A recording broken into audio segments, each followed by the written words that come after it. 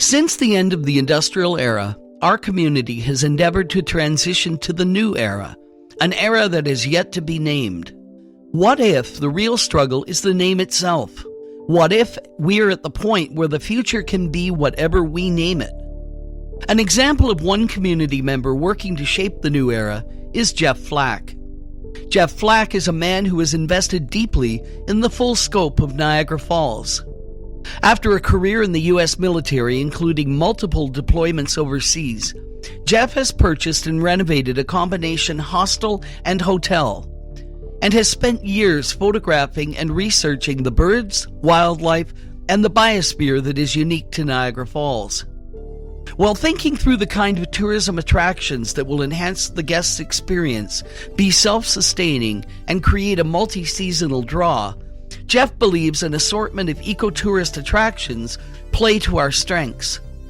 Among them is the Bird Education and Aviary Center of Niagara, or Beacon for short.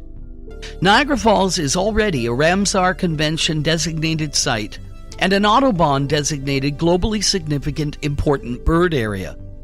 It draws tourists year-round, primarily because the best birding occurs during spring and fall migrations, and during the winter when we host thousands of waterfowl and gull species and tourism is low.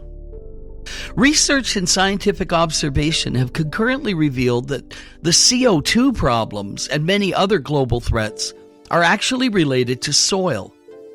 It has been pointed out that humans have been killing the soil for millennia, but this issue has been accelerated by industrialization over the past century. For every 1 calorie that we consume today, it takes 10 calories to get it there.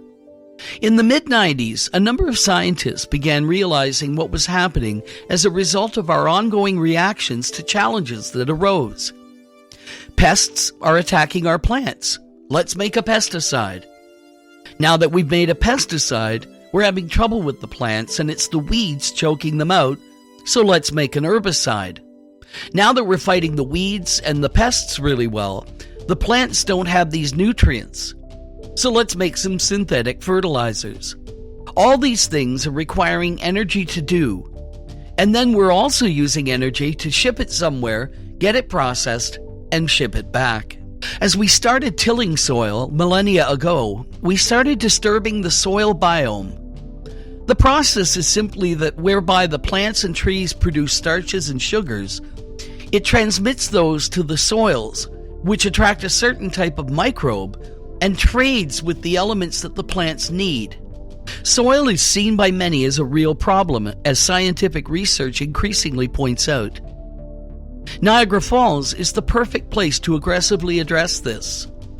The falls draws millions of people each year from hundreds of nations. It is essentially the ground zero location for the EPA Superfund allocations dating back to the action taken on Love Canal. Brownfields and toxic dumps abound in this area, once known as the birthplace of hydroelectricity and a center of manufacturing.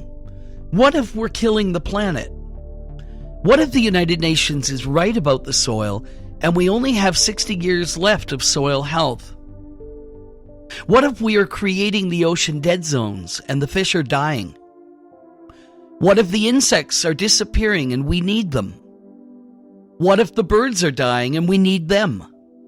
What if we could change all that? What if we hold the world in our hands? What if it's our destiny to do that very thing? In the presentation shown to thousands of visitors at the Cave of the Winds located at the Niagara Reservation State Park, the key line repeated is, "The world changed here." The Niagara movement precipitated change long ago. Perhaps now it's time for a Niagara Green movement. Join us as we explore the hows and whys of making a difference when a difference is vitally needed.